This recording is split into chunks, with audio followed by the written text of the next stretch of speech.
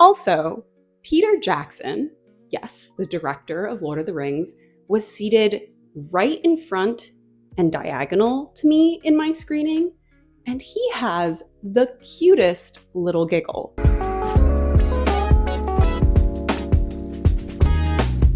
Hi there, my name is Tessa, and this year I attended the Cannes Film Festival for the very first time. And when I say that it was a whirlwind, I'm not kidding. Obviously, as a movie fan, I was familiar with the festival, but attending seemed like such a far-fetched idea that I never even considered it. But since I happened to be traveling elsewhere in France around the same time, I kinda thought, why not? This was a pretty last-minute decision. I think I applied sometime in the middle of March, and the Cannes Film Festival is the middle of May. But thankfully, my dear internet friend Rachel, who you might know as Girl on Film, walked me through the entire process, and thank God for her.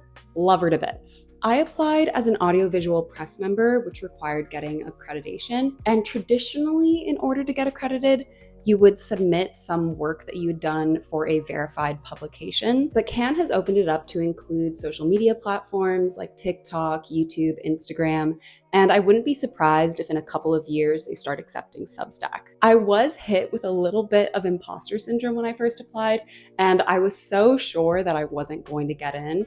But a couple of weeks after I submitted, I did get my acceptance. Honestly, the hardest part about attending the Cannes Film Festival is the cost. Every year, over 40,000 people wind up attending, and understandably, that puts a lot of strain on a pretty small town. So the prices for everything just go way up. Luckily, I was able to split an Airbnb with another internet friend, Ellen, who you might know as L Literacy. And if we hadn't managed to split that place, I honestly don't know if I would have gone just because I wouldn't have been able to afford it. It's basically a running joke amongst everyone who attends Cannes that you spend all of your money on accommodation and travel, and then for the next 2 weeks, all you're eating are chocolate croissants, McDonald's, and Five Guys. But at the same time, you're also surrounded by these giant mega yachts that are serving champagne and caviar every night, and it's not only a little bit dystopian, but also very demoralizing. So like I said, the Cannes Film Festival takes place over about 2 weeks, but I only attended half of it just because of logistics. But honestly, that was kind of the perfect amount of time, at least for me. If you've ever been to the Strip in Las Vegas or Times Square in New York City, that's kind of what the Cannes Film Festival felt like. There are all of these barricades everywhere, and you can only go into specific places. There's all these people on the sidewalks who just don't know how to move. And there's also this weird phenomenon where a lot of people are pretending to be famous. Like you'll see people in ball gowns or tuxedos who have no accreditation and are not attending the festival, but they'll hire photographers to try and position them as close to the red carpets as possible, just so they can look like they got invited to Cannes. So as hectic as walking around the Cannes Palais grounds can be, trying to book a ticket is honestly even crazier. They open up every single morning, and you basically have to be posted up and ready to go on your computer the moment it opens, because within 1 minute, all of the tickets will be sold out. Now, that doesn't mean that you've lost your chance at watching that movie. There's usually about half a dozen screenings throughout the festival, and usually what you have to do is just check the ticket portal periodically, and someone will wind up canceling their ticket, and you can usually scoop a couple up. I was actually one of those people who wound up canceling a lot of my original bookings just for a variety of reasons. Either I was too tired, too lazy, or more often than not, earlier reviews that I had seen of some of the films were just so bad that I didn't even want to take the time to watch them myself. I know that sounds bad, but when you're having to watch like 3-4 movies a day and you're running around all over the place, sometimes you just want to take a break, and sometimes that break comes from a 1-star movie. So my first full day in Cannes, I had a triple feature at the Cineum, which is not in the main grounds, and that was actually my preferred theater since it works a little bit more similar to a normal theater experience. You can have snacks, you can have popcorn. It started off with Colony by Korean filmmaker Yong Sang-ho, who's probably best known stateside for Train to Busan, which I personally think is one of the best zombie movies ever. But unfortunately, Colony wasn't even half as interesting. If you've ever seen a Korean action movie, it just had all of those generic stock characters like the stupid police officer and the secretly smart, super pretty scientist girl and the bully and the bully-y high schoolers and just stuff like that. And admittedly, Train to Busan also had some of those generic characters, but they wrote them in a way that was interesting and they had motivations and you actually cared about them. For Colony, I just didn't really connect with anybody. So when they start to die, like, I just wasn't invested. Honestly, the only character I was remotely interested in was the bad guy. And he just had a certain swagger that I found kind of sexy. And since he was the only character that elicited any response from me, I was honestly rooting for him a little bit. The zombies also function and move and look the same way that the zombies in Train to Busan do. There's a couple of like little hints of something new and different and interesting where they kind of have this like sticky ant cell system, but like they never really make it work. Also, this isn't really the fault of the filmmaker, but I think because of the timing of when this got released and the fact that a hive mind is such a big part of the movie, I do think a lot of viewers are going to compare it negatively to Pluribus. I think overall, Colony just felt like a Netflix movie.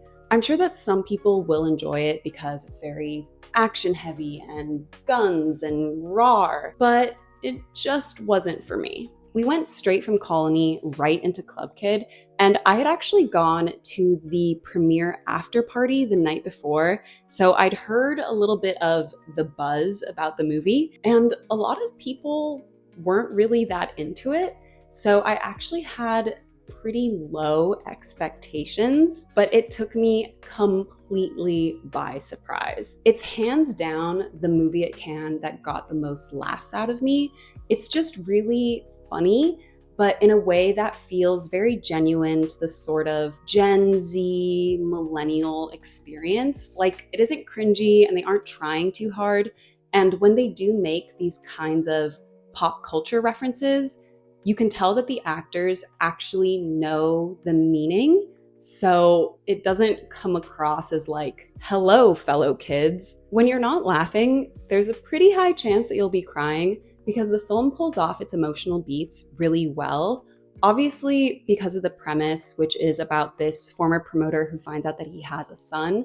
That is something we've seen done before, and it feels like it would be very predictable. But the way that they play all of the characters and they have their interactions play out feels more grounded in reality, and they don't really give it that classic Hollywood happy ending. And I know some people are going to be like, this is so unrealistic, this is so debaucherous.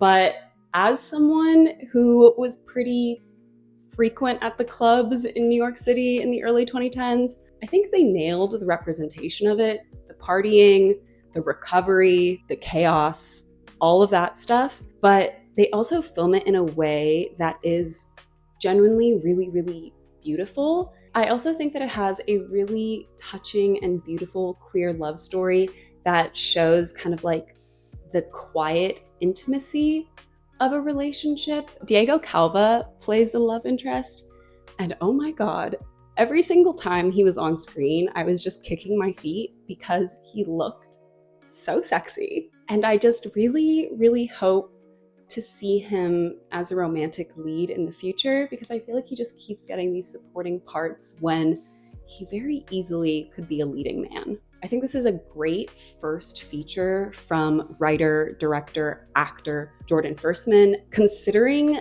that this sold, I think, for either 7 or 17 million. That's just fantastic for a first filmmaker. and I really hope that we get some more things from him because this was just so great. One of my favorites of the festival. The last movie of the day was Teenage Sex and Death at Camp Miasma. I had really, really high hopes for this because I really liked Jane Schoenbrun's previous project, I Saw the TV Glow, but this movie just didn't really do it for me. Visually, it's fantastic. They have these really cool hand-drawn background set pieces that add this kind of theatricality to the film, which is really fun. And there's also a lot of really cool lighting effects and interesting uses of CGI. But overall, there isn't really like a plot. I adore Hannah Einbinder and Gillian Anderson, and seeing them make out and have all this like flirty tension is obviously really fun. But both of the characters are just missing enough personality or backstory to even make them interesting to follow. Yeah, I don't know. I just feel like the entire time I was comparing it to the 2015 movie The Final Girls, which is also kind of a satire on the 1980s slasher genre, but I just found that much more enjoyable. But I do think I'm going to give it another try when it gets its wide release, just because I know what to expect now, so I might have a slightly different view and interpretation of it. Also, Peter Jackson, yes, the director of Lord of the Rings, was seated right in front and diagonal to me in my screening, and he has the cutest little giggle. The next day, I had dinner with some other internet people, and then we all went to the same showing of Hope by Na Hong Jin, which was probably one of the most talked about movies at Cannes this year. This was his first film in a solid decade, and I absolutely loved The Wailing, so I was really, really excited for Hope, but oh my god, I hated it. First of all, it's 2.5 hours, which is just way too long for a basic action movie. And there are so many sequences that could be shortened or just removed entirely to make it a much more manageable viewing experience. Some of the people I watched it with loved the opening chase sequence, which is a solid 45 minutes long, but I honestly found it a total slog. Like, it's just so repetitive with no real stakes. All they're doing is running, then shooting, then there's a glimpse of the monster, then they're running again, then they're shooting, and then someone dies, and it just happens over and over and over again for 45 minutes. Honestly, the most fun I had during this entire first act is when Hoyeon emerges from her cop car with like this giant gun, and it's in slow-mo and her hair is like whipping in the wind, because it was just so absurd, but also she looked so amazing that I was like, okay, I'm fine with this being all I see for the next 2 minutes. One of the biggest complaints that came out of Cannes regarding Hope was the CGI for the aliens. Yes, it was a little bit wonky, but that wasn't even my main issue. I thought that the problem was the aliens themselves. I just felt like they weren't incorporated into the story in a meaningful way, to the point that it actually feels like two completely different movies that were just mashed together. Honestly, I was so disappointed after watching Hope that I was desperately trying to like reevaluate and reinterpret what was going on to like justify what was happening. Like, I had this entire theory that it was this hyper meta commentary on the film industry, and it was parodying things like Marvel and Avengers and all these other big budget blockbusters, only for the Q&A to get released the next day and to realize that no, Na Hong Jin just wanted to make a blockbuster action movie. And I think if that is a genre that you like, there is a chance that you will like Hope, but I don't see myself ever watching this again, at least not willingly. The next day, I watched Fjord by director Christian Mungiu, I think is how it's pronounced. I would describe it as Anatomy of the Fall meets The Slap. This was the very first movie that I watched at Cannes that felt like a Cannes movie if that makes sense. It's all about this conservative Romanian family who moves to this very progressive town in Norway and then have to go to court for a domestic abuse situation. The movie itself is pretty neutral, I feel like, but anyone who watches this is going to have a reaction to it and wind up on one side of the argument. Like, I definitely feel when this gets its wide release, there's going to be a lot of discourse. It was probably the movie that I was the most emotionally invested in, and everyone who went to the showing with me afterwards was like, oh my God, Tessa, you were just huffing and puffing the whole time. And I was, because I was just so upset for this poor family and this just nosy neighborhood.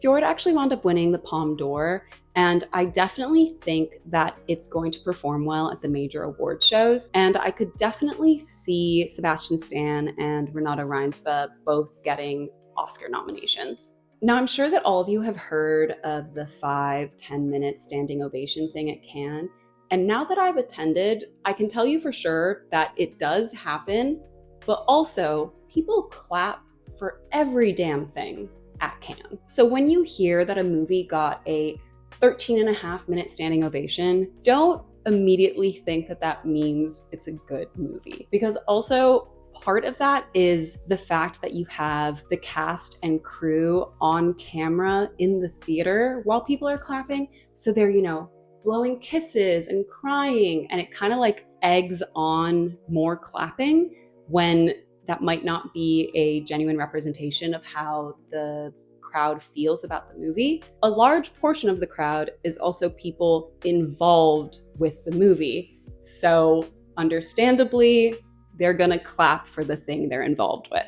Now, the reason I'm mentioning this is because of Her Private Hell, directed by Nicholas Winding Refn, which received a 12-minute standing ovation at Cannes and was the only movie that I considered walking out of. Why would you walk out of a movie when you signed up for it and you went all that way to watch movies? But sometimes when something is that bad, leaving really feels like the only option. The movie basically has two storylines. One is following Sophie Thatcher's character, who is an actress, and then the other storyline follows Charles Melton, who's this ex-soldier who's looking for this serial killer who might have kidnapped his daughter. I feel like if he had just focused on one storyline or the other, it would have just been a better movie overall. It's very stereotypically Refn. There's all of these neon lights and interesting makeup and beautiful women and cool mid-century set design. But at the same time, it also looks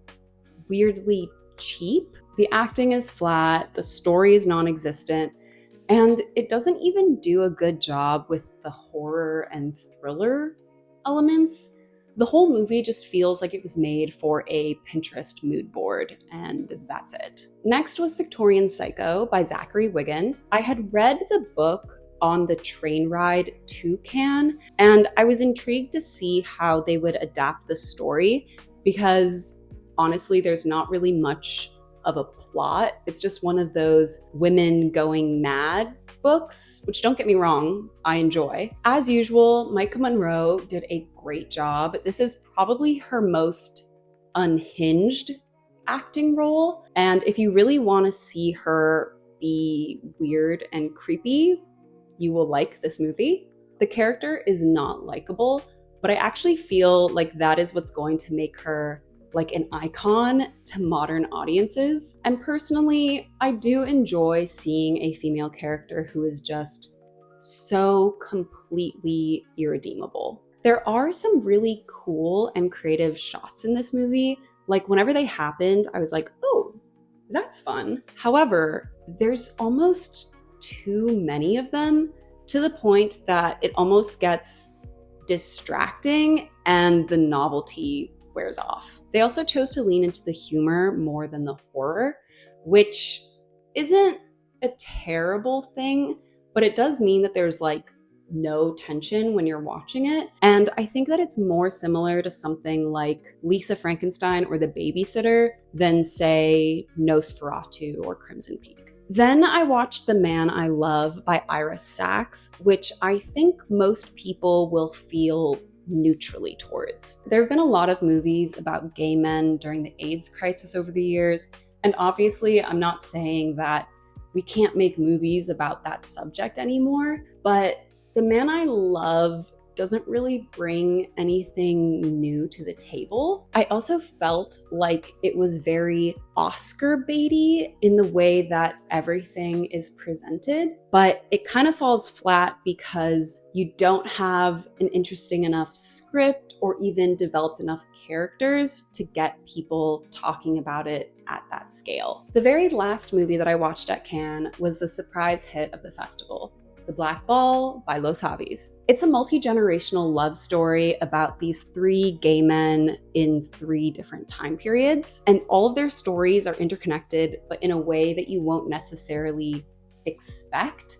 And it's a really great showing of how far gay love and gay experiences have come over the last century. I think if I had to compare it to anything, it would be like Across the Universe meets Cloud Atlas meets Call Me By Your Name, which are such different references, and I know that, but that really is how broad and epic the movie is. This probably could have been one of my favorites of the entire festival, but I did feel like it kind of dragged on after a certain point, so I don't really know if I would describe it as like an easy watch. The movie actually wound up getting picked up by Netflix, which I'm really conflicted about because on one hand, I do feel like it is a hard movie to sell to the general public. So at least going to Netflix, you kind of guarantee that it's going to have an audience, but it is also such a visually spectacular movie that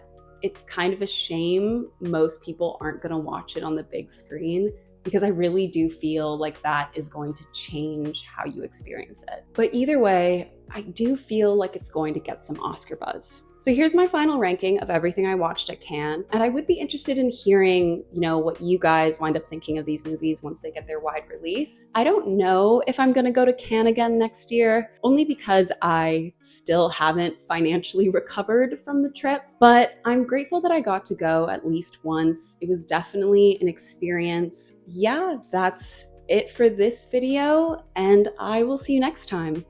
Bye.